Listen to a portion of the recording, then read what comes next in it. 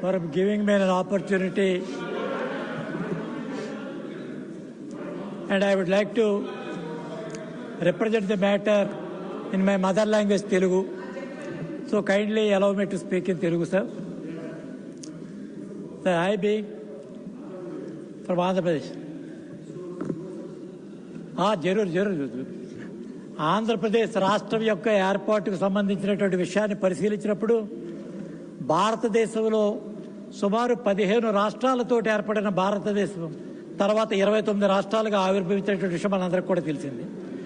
ఈ రాష్ట్రం ఏర్పడిన ప్రతి సందర్భంలోనూ రాష్ట్రం ఏర్పడేటటువంటి పరిస్థితికి ఆయా కేంద్ర ప్రభుత్వాలు తీసుకున్నటువంటి నిర్ణయం కారణంగా ఆ రాష్ట్ర ప్రభుత్వాలు పడినటువంటి ఇబ్బందులు గడిచిన 70 సంవత్సరాల కాలంలో మనం చూస్తూ వచ్చాం. ఈ సందర్భంగా కాంగ్రెస్ పార్టీ యొక్క ఆలోచన విధానాన్ని నేను చాలా స్పష్టం చేయదలుచుకున్నాను. ఆదిలో 1956లో ఈ యొక్క దేశంలో దక్షిణాది రాష్ట్రాలుగా ఉన్నటువంటి కేరళ, కర్ణాటక, తమిళనాడు, ఆంధ్రప్రదేశ్ అన్నీ కూడా సదరన్ ప్రావిన్స్గా ఉన్నటువంటి సందర్భంలో భాషా ప్రయుక్త రాష్ట్రాల కోసం పోరాటం చేసినటువంటి పొట్టి శ్రీరాములు గారు ఆ కాంగ్రెస్ పార్టీలో ఉన్నటువంటి తీసుకున్న విధానం వల్లే ఆయన ప్రాణాలు కోల్పోవడం, ఆయన ప్రాణత్యాగం ఆధారంగానే భాషా ప్రయుక్త రాష్ట్రాలు ఏర్పడేటటువంటి పరిస్థితి స్పష్టంగా చూసాం.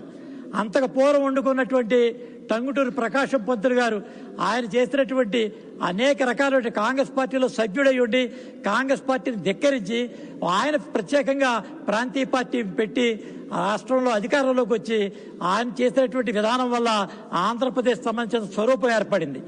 ఆంధ్ర రాష్ట్రానికి సంబంధించినటువంటి అనేక ప్రాంతాలు మాకు సంబంధించిన ప్రాంతాలు కోల్పోవడం జరిగింది. ఉదాహరణగా బెరంపురం అనేది ఒరిస్సాకు కోల్పోయాం, బల్లార్ అనేది కర్ణాటక కోల్పోయాం, అదే రకంగా కరీంనగర్కి సంబంధించినటువంటి ప్రాంతం మేము మహారాష్ట్రకు కోల్పోయినటువంటి పరిస్థితి, అనేక పరిస్థితుల్లో కోల్పోయినటువంటి ఈ యొక్క ఆంధ్రప్రదేశ్ 1956లో ఆంధ్రప్రదేశ్ రాష్ట్రంగా ఏర్పడి ఆ ఏర్పడినటువంటి పరిస్థితిలో శ్రీబాగ్ ఒడంబడిక మేరకు కర్నూలు రాజధానిగా దాన్ని గుర్తించి పంపించినటువంటి విషయం కూడా చరిత్ర మనకు చెప్తూ వచ్చింది.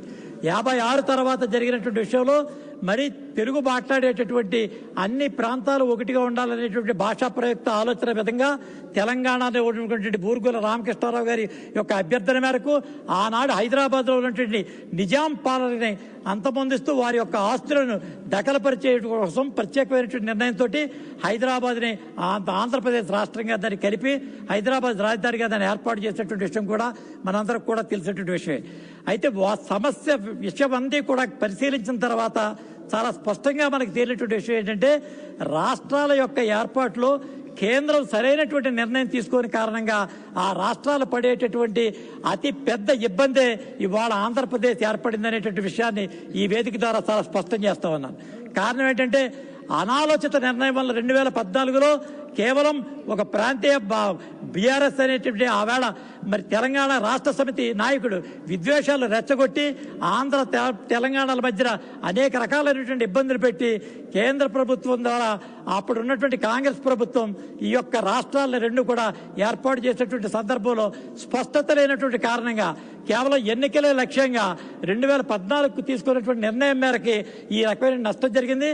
దురదృష్టం ఏంటంటే ఆనాడు ఉన్నటువంటి రాజకీయ పార్టీలు కేవలం రాష్ట్రం విడివడాలని ఒకటి, విడకూడదనేటటువంటి 2 ఆలోచనలతో ఉన్నారు తప్ప విడితే మాకేమి కావాలి అనేటటువంటి ఆలోచన కానీ ఇది ఎట్టి పరిస్థితుల్లోనూ విడిపోదనేటటువంటి ఒక నమ్మకంతో ఉన్న కారణంగా ఆంధ్రప్రదేశ్ రాష్ట్రం యొక్క భవిష్యత్తు అగమ్య గోచరంగా తయారై ఇవాళ ఈ రకమైనటువంటి స్థితికి వచ్చిందని చెప్పి మీ ద్వారా తెలియజేస్తారు సార్. ఈరోజు ప్రత్యేకంగా 2014లో రాష్ట్ర విభజన తర్వాత అప్పుడు ఉన్నటువంటి తెలుగుదేశం ప్రభుత్వంతో భారతీయ జనతా పార్టీకి ఉన్నటువంటి రాజకీయ అవగాహన మేరకు మేము ప్రత్యేకమైనటువంటి అమరావతి అనేటటువంటి రాష్ట్రాన్ని నారా చంద్రబాబు నాయుడు గారి నేతృత్వంలో దాన్ని ఏర్పాటు చేసినటువంటి పరిస్థితి మనందరికీ కూడా తెలిసింది. అయితే ఆర్టికల్ 3 ప్రకారం కేంద్రం తన యొక్క విచక్షణాధికారం కింద ఎన్ని రాష్ట్రాలను ఏర్పాటు చేయొచ్చు, కానీ భారత రాజ్యాంగంలో ఆ రాష్ట్రాలకు సంబంధించిన రాజధానిని ఎంపిక చేసేటటువంటి హక్కు కేవలం ఆ రాష్ట్ర ప్రభుత్వాలకే ఉందనేటటువంటి విషయం చాలా స్పష్టంగా ఉన్న కారణంగా అప్పటి ప్రభుత్వం ఈ యొక్క ప్రాంతాన్ని ప్రత్యేకంగా రాజధానిగా దాన్ని గుర్తించడం జరిగింది. కానీ దురదృష్టం ఏంటంటే ప్రభుత్వం పార్టీలు మారితే ప్రభుత్వ ఆలోచన మారేటటువంటి విధానం వల్ల ఈనాటి పరిస్థితి వచ్చింది. దీనికి గల తేడా ఏంటంటే ఆనాడు ఉన్నటువంటి ఈ యొక్క అమరావతికి అప్పటి ప్రభుత్వం పట్ల ఉన్నటువంటి నమ్మకం, చంద్రబాబు నాయుడు గారిపై ఉన్నటువంటి విశ్వాసంతో మరి అక్కడ ఉన్నటువంటి ప్రజానీకం అంతా కూడా సుమారు 30,000 ఎకరాలు ల్యాండ్ పూలింగ్ కింద ఇవ్వడం జరిగింది. కానీ తదనంతరం వచ్చినటువంటి ప్రభుత్వం ఆ యొక్క ఆలోచనను కొనసాగించేటటువంటి విషయం కాకుండా దాన్ని విద్వేషపూరితమైనటువంటి ఆలోచన చేయటం వల్ల రాబోయేటటువంటి రోజుల్లో పెను ప్రమాదం భారత ప్రభుత్వాలు కానీ రాష్ట్ర ప్రభుత్వాలు కానీ మరి ఎదుర్కోవాల్సినటువంటి పరిస్థితి ఏంటంటే, ప్రజలు తమ యొక్క విశ్వాసాన్ని ప్రభుత్వం పట్ల కోల్పోయే అతిపెద్ద ప్రమాదం ఉందనేటువంటి విషయాన్ని సందర్భంగా మనం తెలుసుకోవాలి. నమ్మకమైనటువంటి వ్యక్తులను ఆశ్రయించి ప్రజలు తమ ఆస్తులు కట్టబెట్టినప్పుడు ఆ తర్వాత వచ్చినటువంటి ప్రభుత్వాలు అంతకు ముందున్నటువంటి ప్రభుత్వం చేసినటువంటి నిర్ణయాన్ని కేవలం రాజకీయ కోణంగా తీసుకోవడం వల్ల జరిగేటటువంటి నష్టం ఏంటన్నది ఇవాళ స్పష్టంగా చూసాం. కాబట్టి అమరావతిలో దాదాపుగా 5 సంవత్సరాలు బట్టి ఆడ, మగ, పిల్ల, మేక మొత్తం సమస్త ప్రజానికం అంతా కూడా ప్రత్యేకమైనటువంటి ఉద్యమం చేపట్టి ప్రభుత్వం విధించినటువంటి అనేక ఆంక్షలు కానీ, అనేక రకాలైన అక్రమ కేసులు కానీ, అనేక రకాలైన ఇబ్బందులు కూడా తట్టుకుని వారు నిలబడినటువంటి పరిస్థితి చూసినప్పుడు వారికి రాజకీయ పార్టీల కంటే కూడా అక్కడ ఉన్నటువంటి ప్రజల యొక్క మనోభావాలే ఈ యొక్క పొలిటికల్ మేనిఫెస్టోలు, ఎజెండాల కంటే కూడా అత్యధికమైనటువంటి ప్రయారిటీ ఉందని 2024 ఎన్నికల్లో చాలా స్పష్టంగా మనకు తేలటం వల్ల ఈ యొక్క రాష్ట్రం యొక్క ప్రభుత్వం పూర్తిగా వైఎస్ఆర్సీపీని తుడిచిపెట్టి కేవలం తన యొక్క సంఖ్యని 11కి పరిమితం చేసి మిగిలినంతా కూడా ఈ యొక్క రాష్ట్రంలో అధికార బదలాయింపుకి ఈ యొక్క మూలమైనటువంటి సూత్రం ఉందనేటువంటి విషయాన్ని అర్థం చేసుకోవాల్సిన పరిస్థితి ఉంది.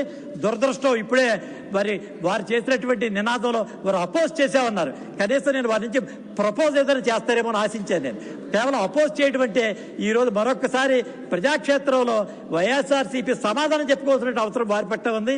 ఇవాళ రాజధాని అయినటువంటి రాష్ట్రంగా ఆంధ్రప్రదేశ్ రాష్ట్రం ఉన్నటువంటి విషయం కూడా మనం చాలా స్పష్టంగా చూసాం.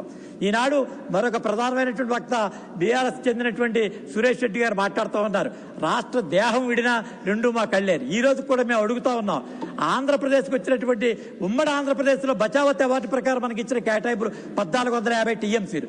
ఏనాడు కూడా ఉమ్మడి ఆంధ్రప్రదేశ్ 650 టీఎంసీల నుంచి మేము వాడుకోనటువంటి పరిస్థితుల్లో వాళ్ళ పోలవరం యొక్క నిర్మాణం అవసరమే ఉంది. పోలవరం యొక్క నిర్మాణానికి కావాల్సినటువంటి ఎత్తు తగ్గిస్తే మునిగితే మాకు మళ్ళీ విద్వేషం రెచ్చగొట్టే పరిస్థితి ఉంది, తగ్గించేటటువంటి రాజకీయ కోణంలో మాట్లాడే పరిస్థితి ఉంది. ఇటువంటి విషమ పరిస్థితులన్నీ కూడా యోచన లేకుండా రాష్ట్ర విభజన జరిగినటువంటి కారణంగా ఈ పరిస్థితి దాపరించి ఇవాళ ఈ ప్రభుత్వాల మీద ఇంత ఒత్తిడి వచ్చేటటువంటి పరిస్థితి ఉంది. కాబట్టి వీటన్నిటి కూడా అధిగమించేటువంటి పరిస్థితులు వాడుకోండి. మేము ఉత్తరాంధ్రకి 25 టీఎంసీలు పోలవరం నుంచి ఇవ్వాల్సి ఉంది, 45 టీఎంసీలు మహారాష్ట్రకి ఇవ్వాల్సి ఉంది. మరి అదే రకంగా మాకు సంబంధించినటువంటి కుడి కాలువ ద్వారా మరి దీనికి సంబంధించి మరి గుంటూరు, అదే రకంగా ఒంగోలు, ప్రకాశం జిల్లాలకు ఇచ్చేటటువంటి వాటర్ కూడా ఇచ్చేటటువంటి పరిస్థితి ఉంది. మరొక పక్క కృష్ణానదికి సంబంధించినటువంటి వాటాలు కూడా మాకు కేటాయింపులు వచ్చే పరిస్థితి లేదు.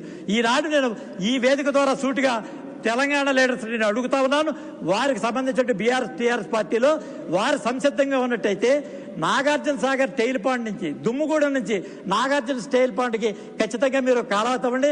315 టీఎంసీలు రిజర్వాయర్ ఉన్నటువంటి నాగార్జున సాగర్ కనుక నింపగలిగితే ఖచ్చితంగా మాకు సంబంధించిన శ్రీశైలం ప్రాజెక్టులో కేవలం దాన్ని జల విద్యుత్గా కనుక వాడినట్టయితే పోతిరెడ్డిపాడు ద్వారా మిగిలినటువంటి ప్రాంతంలో ఉన్నటువంటి గాలేరు, నగిరి, హంద్రి, నేవా అన్ని ప్రాంతాలతో పాటు తెలుగుగంగ నుంచి మరి మెడ్రాస్, తమిళనాడుకు కూడా మనం 15 టీఎంసీలు నీరిచ్చేటటువంటి అవకాశం ఉన్న కారణంగా ఇంత విశాలమైనటువంటి దృక్పథం లేనటువంటి రాజకీయ పార్టీలు ఈ వేదిక ద్వారా మాట్లాడుతున్నాయంటే కేవలం రాజకీయ ప్రయోజనాల కోసం ఆశిస్తూ ఉన్నాయి. కాబట్టి ఇటువంటి పరిస్థితిలో, ఇటువంటి విపత్కరమైన స్థితిలో ఆంధ్రప్రదేశ్ రాష్ట్రం యొక్క ఆర్థిక మూలాలు, లక్ష్యాలన్నీ కూడా మేము ఆలోచన చేయాల్సిన అవసరం ఎంతైనా ఉందని చెప్పి మీకు తెలియజేస్తా ఉన్నాను. ఈనాడు ఉమ్మడి ఆంధ్రప్రదేశ్లో హైదరాబాద్ ఆధారంగా, అక్కడ ఉన్నటువంటి పరిస్థితుల ఆధారంగా ఐటీకి సంబంధించినటువంటి ప్రధానమైన అంశం తీసుకున్నాం. ఇవాళ ఆంధ్ర ప్రాంతం విడింది. మా ప్రాంతానికి సంబంధించి భౌగోళిక స్వరూపం చూస్తే మేము వర్టికల్గా ఒక పక్క సముద్ర తీరం, దానిపైన మాకు డెల్టా తీరం, దానిపైన మాకు ఉన్నటువంటి ఈ టెరైన్ రీజన్, ఈ 3 ప్రాంతాలు శ్రీకాకుళం నుంచి నెల్లూరు దాకా మేము ఈ ప్రాంతాలకు సంబంధించినటువంటి మా యొక్క స్థితిగతులన్నీ కూడా అధ్యయనం చేసి దీని ద్వారా ఆదాయం పెంచుకునేటువంటి పరిస్థితి మేము ఆలోచన చేయాల్సిన అవసరం ఉంది. కాబట్టి కేంద్రం ఇటువంటి ఆలోచన రహితమైనటువంటి విభజన వల్ల జరిగినటువంటి ఈ పాపానికి పూర్తిగా కాంగ్రెస్ పార్టీ బాధ్యత వహించాలి. దానికి సంబంధించి వాళ్ళ స్పష్టత లేనటువంటి వైఎస్ఆర్సీపీ కూడా దీనికి బాధ్యత వహించేటువంటి వెళ్ళేటటువంటి పరిస్థితి ఉంది. కాబట్టి ప్రజలకు సంబంధించినటువంటి అన్ని రకాలైనటువంటి ఆలోచన చేసేటటువంటి చంద్రబాబు నాయుడు గారి నేతృత్వంలో, పవన్ కళ్యాణ్ గారి యొక్క సారథ్యంలో, నరేంద్ర మోడీ గారి నేతృత్వంలో భారతదేశం యొక్క వికసిత స్థితిలో ఆంధ్రప్రదేశ్ అత్యధికమైనటువంటి స్థానానికి వెళ్ళేటువంటి ప్రయత్నం ఉందని చెప్పి ఈ ద్వారా తెలియజేస్తూ ఈ యొక్క బిల్లుకు మా యొక్క సంపూర్ణమైనటువంటి మద్దతు తెలియజేస్తా ఉన్నామని చెప్పి తెలియజేస్తా ఉన్నారు. माननीय सदस्य नेक्स्ट माननीय सदस्य doctor Sandeep Kumar Pathak 2 minutes. I was allotted 3 minutes, sir. 2 minutes. Just I'll be